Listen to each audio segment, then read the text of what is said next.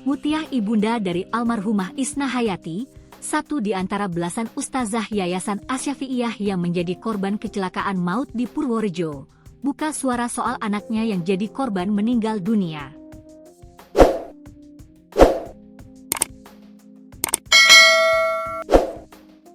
Ibunda dari almarhumah Isna Hayati mengaku anaknya sempat bercerita sebelum meninggal dunia pada laka maut di Purworejo. Almarhumah Isna Hayati bercerita kepada ibunya bahwa dirinya bermimpi kakaknya meninggal dunia. "Kakak saya meninggal tapi kok hidup lagi? Lah kok tiba-tiba anak saya, Isna, meninggal?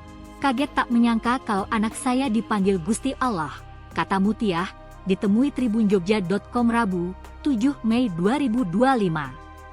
Mutiah mengaku ikhlas dengan kepergian anak keduanya untuk selama-selamanya. "Anak saya 2.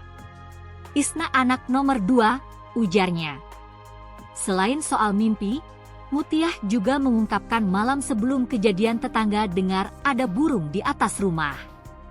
Tetangga bilang semalam ada burung, sekitar tengah malam, katanya.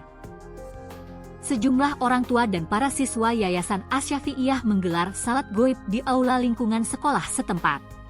Salat goib digelar untuk mendoakan para ustazah atau guru yang menjadi korban dalam kecelakaan maut yang terjadi di Jalan Lintas Provinsi Purworejo, Magelang, tepatnya di Desa Kalijambe, Purworejo pada Rabu 7 Mei siang ini.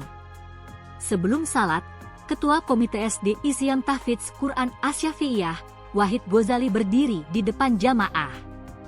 Ia menceritakan bahwa dirinya ikut rombongan namun berbeda mobil untuk takziah ke Purworejo. Siang itu, dirinya sudah sampai di tempat lokasi. Namun tak berselang lama mendapatkan kabar jika mobil rombongan takziah di belakangnya mengalami kecelakaan. Korbannya ustazah semua. Semoga mereka mati syahid. Karena perginya bukan untuk hura-hura, melainkan untuk bertakziah, katanya. Menurut dia, informasi sementara yang diterima, ada 13 ustazah atau guru yang menjadi korban dalam kecelakaan tersebut. 10 orang terkonfirmasi dinyatakan meninggal dunia, 1 orang selamat dan 2 orang hingga kini kondisinya belum terkonfirmasi. Korban meninggal dunia merupakan ustazah yang berangkat ke Purworejo dalam satu mobil angkot.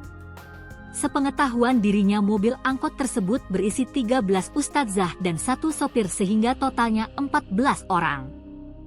Korban kecelakaan satu mobil angkot itu, isinya setauku 13 guru, 14 orang dengan sopir, ujarnya.